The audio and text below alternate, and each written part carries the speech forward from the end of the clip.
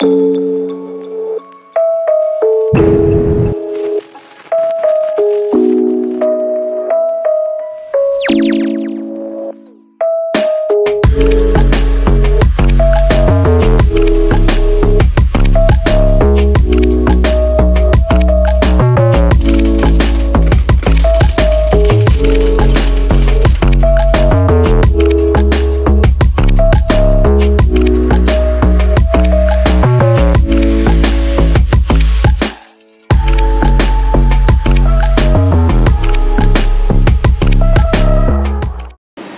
bénissons le Seigneur Jésus-Christ, l'auteur de toutes choses, celui qui nous a permis d'être ensemble avec vous dans cette prédication étant la continuité de notre enseignement que nous avions commencé la fois passée. Nous parlons sur les premiers éléments de la parole de Christ. Le thème de notre enseignement, c'est les premiers éléments de la parole de Christ. Je suis persuadé que vous serez bénis en suivant cet enseignement dans cette deuxième partie en français. Parce qu'il y a une partie en lingala, une partie en lingala, et deuxième partie c'est en français. C'est toujours les mêmes points, les mêmes enseignements. La partie A, c'était en lingala, et la partie B, c'est maintenant en français. La fois passée, nous avions dit que les premiers éléments de la parole de Christ n'est pas autre chose. C'est toujours l'enseignement de Christ, et c'est l'enseignement, ce sont les points du commencement. Nous avions dit que Christ a un seul enseignement. C'est pourquoi la Bible nous dit dans Actes chapitre 2, verset 42, qu'il persévérait dans l'enseignement des apôtres. Il y avait plusieurs apôtres, mais ces plusieurs apôtres avaient un seul enseignement. C'est que la parole de Christ est unique. C'est comme l'agneau. Les enfants d'Israël ont mangé, ils ont mangé un seul agneau pour chaque famille. Mais cet agneau avait plusieurs parties. C'est comme le pain, il y avait un seul pain, mais ce seul pain avait plusieurs parties. C'est comme ça avec l'enseignement de Christ. L'enseignement de Christ a plusieurs éléments. Mais dans ces éléments, il y a les éléments du commencement. Les éléments qui sont au début. Et pour entrer en Christ, pour être en Christ, il faut avoir un commencement. Et ces éléments, cet enseignement, et ces enseignements-là, ce sont les enseignements du commencement. Quand nous avions dit la fois passée que c'est Christ dans les commencements. Christ qui est l'alpha. C'est que quand vous entrez en Christ, il y a les enseignements du commencement. Nous avions dit aussi que c'est ça la porte. On ne peut pas entrer dans une maison sans passer par la porte. Pour les enseignements de la porte, c'est ça ce que nous avions appelé, c'est Christ dans la fondation. C'est comme dans une construction, là on doit commencer par la fondation. La fondation détermine l'efficacité de la maison ou la dureté de la maison.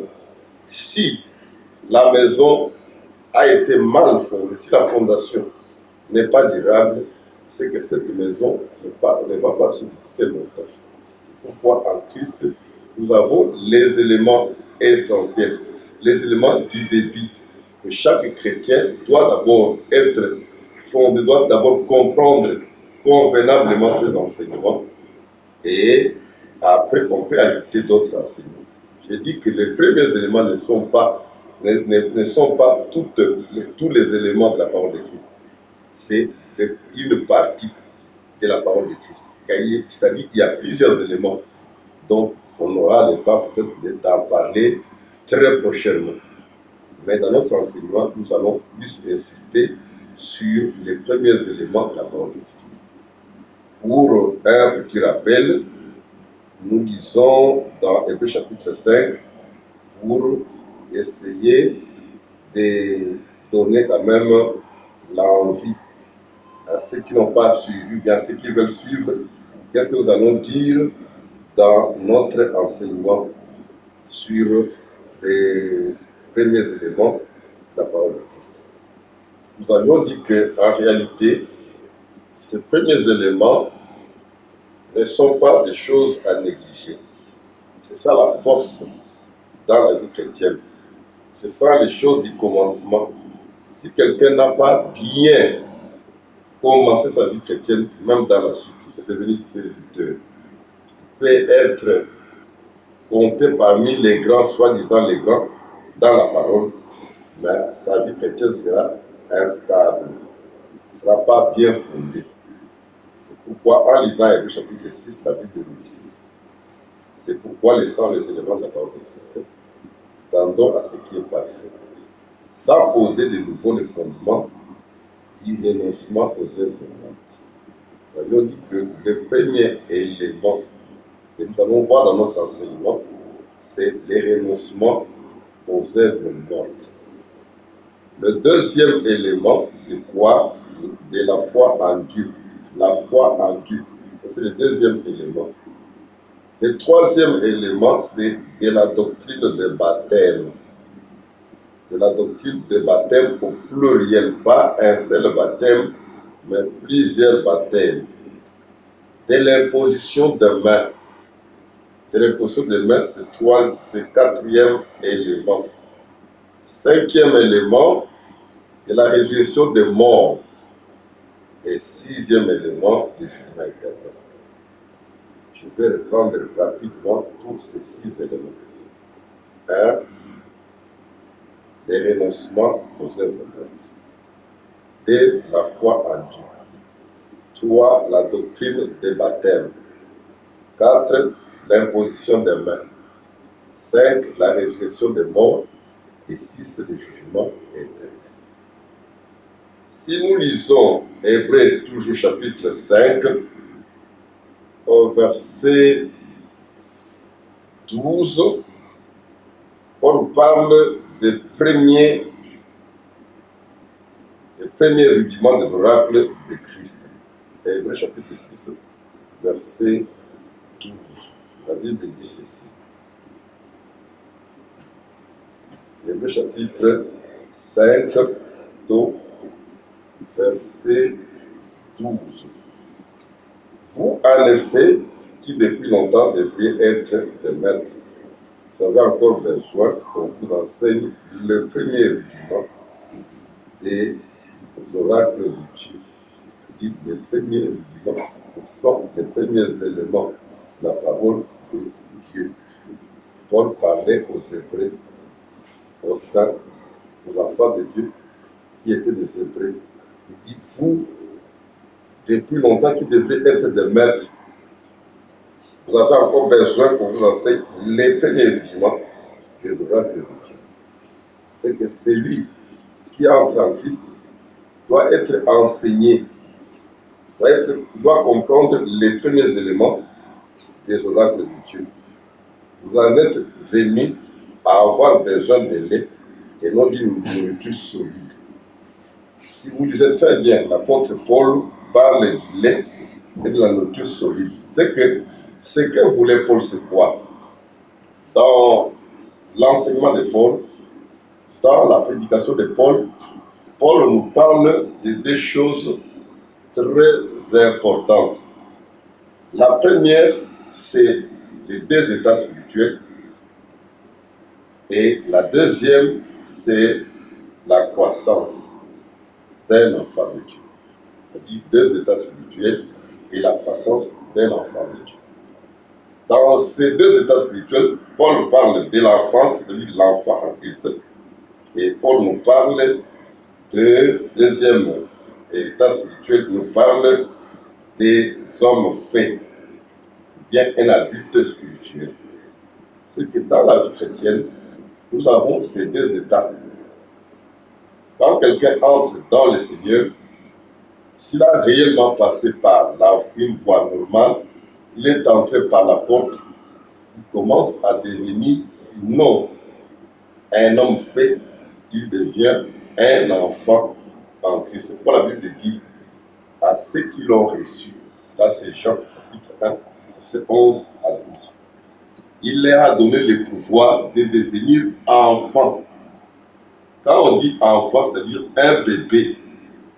Pourquoi Christ même venant dans le monde, bien qu'il était Dieu, il a commencé par être un bébé. C'est ça, la nature. Jamais un enfant pouvait naître directement adulte. Il a déjà des dents, il a déjà 1 mètre et quelques, il a de la barbe. Même la maman ne pourra pas supporter cet enfant dans son ventre. Même si, par miracle, cet enfant était dans la ventre de cette maman, sortait, la maman venait de se réveiller, il sera difficile à la maman d'accepter que c'est mon enfant. C'est pourquoi les choses naturelles nous amènent aux choses spirituelles. Quelqu'un qui ne comprend pas les naturels ne comprendra pas aussi les choses spirituelles. Et que la vie chrétienne normale commence par l'enfance. On est né à Christ, nous sommes entrés en Christ, et quand nous sommes nés, on commence à nous donner quoi? Quelle nourriture? Du lait. Or, le lait, pour un enfant, c'est de la nourriture du commencement. Pour nous qui sommes enfants de Dieu, quand nous venons en Christ, il y a des éléments qui constituent les premiers éléments. Ce sont cette nourriture que nous devons recevoir. Même si vous aimez votre enfant, vous avez un enfant, vous commencez à lui donner directement de la chicoine, directement de la nourriture solide, vous sculptez cet enfant. On commence par le lait. On commence par la nourriture qui est simple. C'est pourquoi nous, par la grâce, nous sommes passés dans l'enseignement. On nous disait que quand vous enseignez, commencez par les choses faciles avant d'aller aux choses difficiles. Dans la parole de Dieu, dans l'enseignement de Christ, il y a aussi des choses difficiles. Donc si vous commencez avec cela pour quelqu'un qui est venu, un nouveau né en Christ, vous risquez de l'étudier, vous risquez de le pervertir. C'est pourquoi la nature nous enseigne que pour un enfant, on commence à lui donner du lait et non de la nourriture solide. Mais l'étonnement des bols, c'était quoi? Les Hébreux ont été enseignés depuis longtemps, mais ils ne sont pas arrivés à la croissance normale. Ils ne sont pas arrivés à être des maîtres. Parce que quand nous sommes enseignés, la pensée de Dieu, quand l'homme, un enfant est né, la volonté du père, la volonté de la mère, c'est que l'enfant puisse croître, arriver à un âge adulte pour être responsabilisé, pour être responsable d'un foyer, responsable de la famille, responsable quelque part. C'est ça la pensée naturelle des hommes quand il a un enfant. Dans la pensée aussi, dans cette même ordre d'idée, quand un enfant, quand quelqu'un vient à Christ, il est un enfant, la parole de Dieu dit que l'enfant doit croître. Et l'enseignement qui peut vous amener à croître doit commencer depuis le commencement. Parce que l'apôtre Paul dit ceci, nous avons, comme des enfants nouveau-nés, nous devons prendre du lait pour croître pour le salut. C'est que le lait est nécessaire pour la croissance d'un enfant, pour devenir des maîtres, pour être capable aussi d'enseigner cette parole que nous avions reçue à d'autres. Normalement, un enfant de Dieu qui est entré dans la voie normale, dans la parole de Christ, dans la maison de Dieu, il sera aussi capable d'enseigner aux autres. Il sera aussi maître. C'est pourquoi Christ a dit tout disciple bien accompli. Or, quand vous lisez d'autres versions, on vous dira ceci. Être accompli signifie quoi? On dit tout disciple bien enseigné, ou soit bien formé. Quand un disciple est bien formé, il sera capable d'enseigner aux autres. Or, la formation commence d'abord par des petites notions. Commence d'abord par des petites choses qui sont peut-être pour les yeux des orgueils négligeables. Mais c'est très important. C'est ce qui fait la force d'un enfant de Dieu. C'est ce qui fait la force d'un prédicateur. C'est ça, Christ dans la fondation, c'est ça Christ dans les racines, c'est ça Christ dans le pied. C'est ça le fondement des apôtres. C'est qu'on doit commencer par ces choses que Paul a énumérées. Et je crois que ça a été énuméré dans l'ordre chronologique. Nous devons commencer par le renoncement des œuvres, ainsi de suite, jusqu'au jugement éternel. Si Dieu le permet, je crois que nous allons en parler. Et deuxième étape de la vie chrétienne, c'est ça l'étape de l'adulte. Donc pour être adulte en Christ, il faut bien commencer. Celui qui a mal commencé, il sera difficile d'être un adulte spirituel, il sera difficile d'être un homme fait.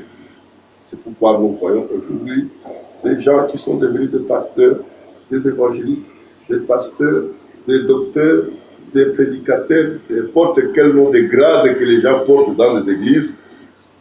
Mais si ils ne sont pas entrés dans la voie normale, dans la voie du salut d'une façon normale, vous verrez qu'il y aura des problèmes dans leur vie. Il y aura toujours des choses qu'on aura à leur reprocher parce qu'ils ne sont pas passés par le chemin qu'il fallait.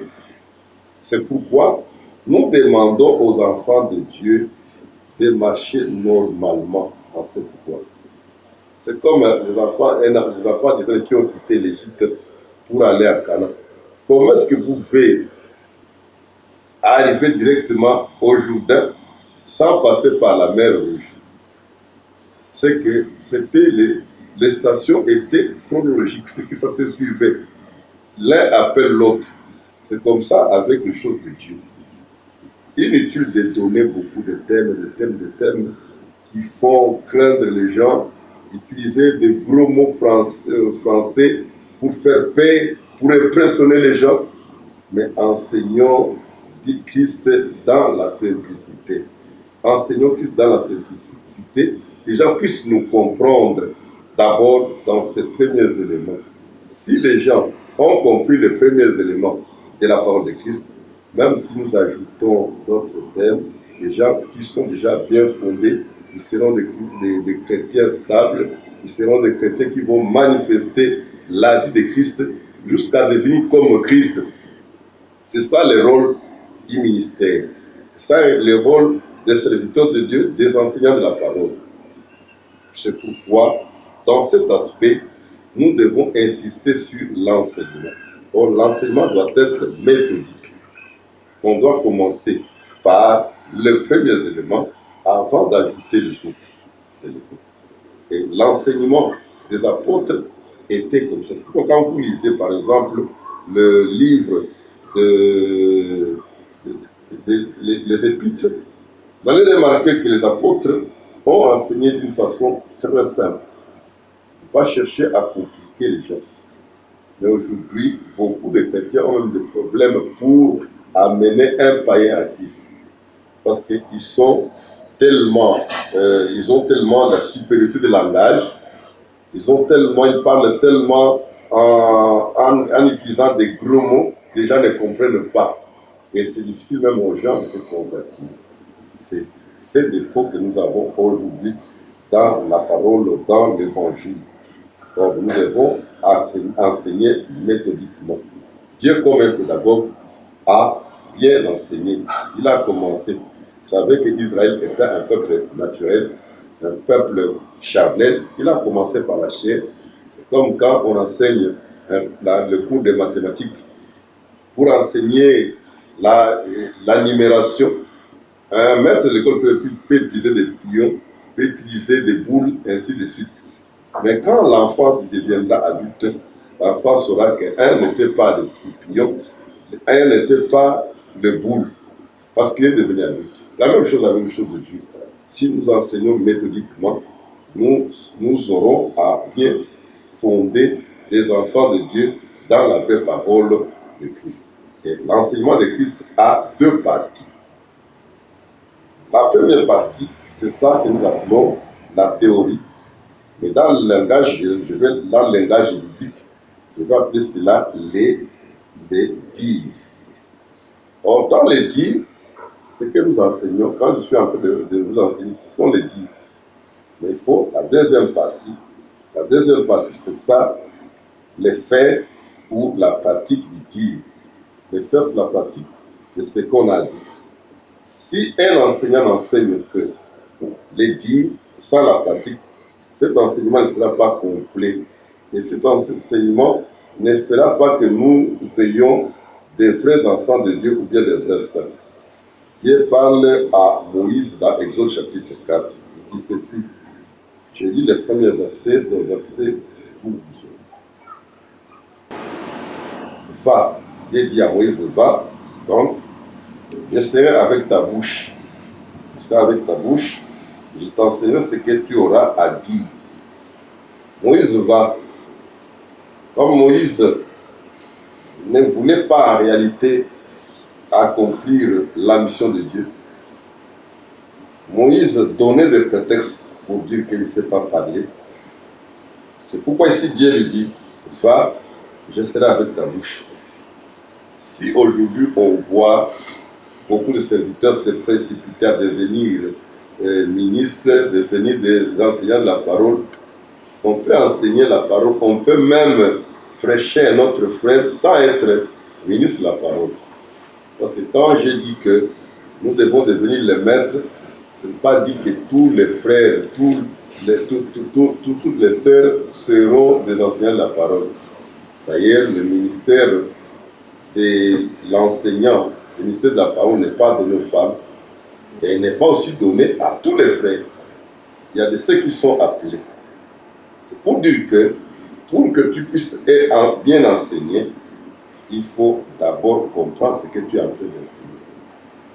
C'est pourquoi il faut comprendre, il faut que Dieu t'enseigne les dires. On ne peut pas dire n'importe quoi. Et deuxièmement, Dieu doit t'enseigner la deuxième partie au verset 12, au verset 15. Tu lui parleras, et tu parleras à Aaron, tu mettras les paroles dans sa bouche. Il dit, Moïse prendra les paroles que Dieu lui a dit, lui a donné. Il mettra ça dans la bouche d'Aaron. Moi, je serai avec ta bouche, je serai avec la bouche de Moïse et avec sa bouche. Donc, je serai avec la bouche de Moïse et je serai avec la bouche d'Aaron. Je serai avec sa bouche.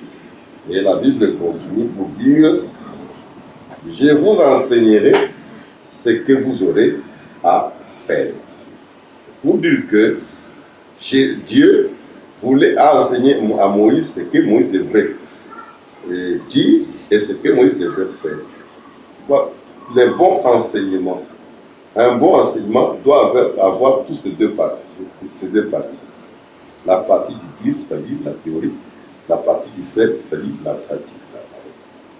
C'est pourquoi au jour où Pierre s'est mis à parler, quand il a interprété ce que David a dit, que Seigneur, tu ne permettras pas que ton serviteur, puisse voir la pourriture, c'est-à-dire ton serviteur ne pourra pas pourrir. Quand il a interprété pour dire que David, comme prophète, ne parlait pas de lui-même, il parlait de Christ. C'est Christ étant mort, fut enterré, il est ressuscité.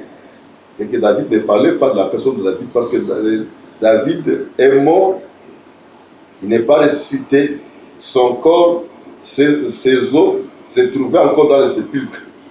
C'est que quand David parlait comme prophète, il était en train de prophétiser, il parlait de Christ. Mais quand les gens lui ont posé la question, homme frère, que dirons-nous? Il n'a pas répété ce qu'il a interprété là-bas. Mais ici, c'est la pratique. Il leur dit, répondez-vous. La question c'était, que devons-nous faire? Que faire? Ce n'est pas que devons-nous dire, que faire? C'est que le vrai enseignement doit avoir ces deux choses, la théorie et la pratique. Si un prédicateur se met à prêcher, il s'arrête seulement au dire, sans dire au peuple ce qu'ils doivent faire. Cette prédication n'amènera pas aux gens à la stature parfaite de Christ.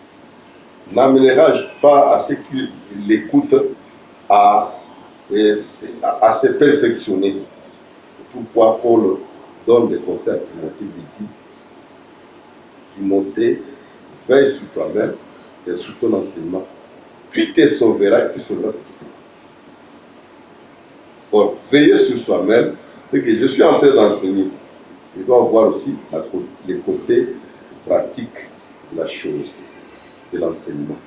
Je dois avoir aussi les côtés théoriques. C'est-à-dire la théorie, les chrétiens doivent comprendre chaque point de l'évangile. C'est ça le rôle de l'enseignement. Quand vous enseignez à un peuple la parole de Dieu, il faut aussi se rassurer. Est-ce que ce peuple a compris cet enseignement? C'est ça ce que la Bible nous demande. S'il n'a pas compris, il n'aura pas aussi le temps de les mettre en pratique.